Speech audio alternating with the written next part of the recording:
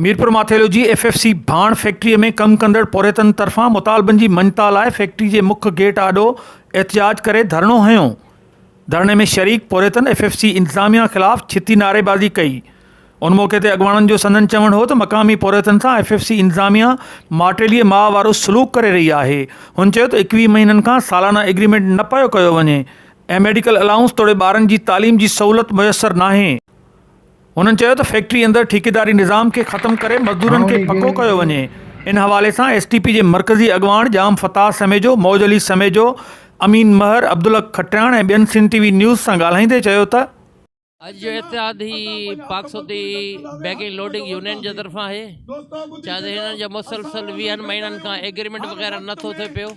हिननि जो का भी फैसिलिटी वगैरह कोन थी मिले पे, ना मेडिकल जी फैसिलिटी आहे, ना ॿारनि जी पढ़ाई जे लाइ सहूलतूं आहिनि, ॿियूं सहूलतूं आहिनि।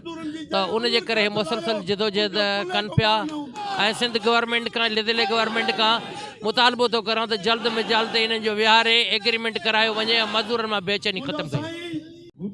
सुप्रीम कोर्ट का वठी लेबर कोर्ट ताईं NIRC कोर्ट ताईं असांजा सब हार्डर असांजे हक़ में आहिनि। DC SP उन्हनि जा लेटर भी असांजे हक़ में आहिनि त बाबा इंतज़ामिया खे सम्झायो अथनि लेटरनि जे ज़रिए बाबा हिननि मज़दूरनि सां ज़्यादती न कयो। न असांखे मेडिकल मिले, न असांखे टेंसी बोनस मिले, न असांजी जेका आहे तइलीम ॿारनि जी थिए। उन्हीं का अलावा अलाए केतिरियूं हर दफ़ा ठेकेदार के ज़रिए मैनेजमेंट असांजी ॾियारियूं भी कटराए छॾे, असांजी जेका आहे मज़दूरी भी पूरी न मिले, जेको कमु करे अचूं उन्हीं में भी मज़दूरी पूरी न मिले। असां सां वॾियूं ज़्यादतियूं, सेफ्टी जो तो हिते नालो ई कोन्हे।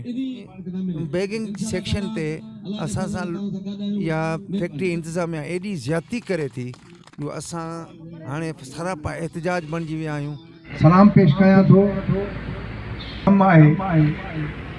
असां मज़दूरनि जी परघोर असांखे 21 महीना थी विया आहिनि त असांजो एग्रीमेंट न थियो आहे।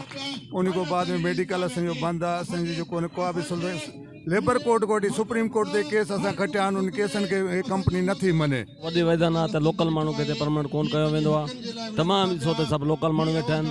न हिननि लाइ मेडिकल आहे, न का तालीम जी सहूलियत आहे, कुझु बि न आहे।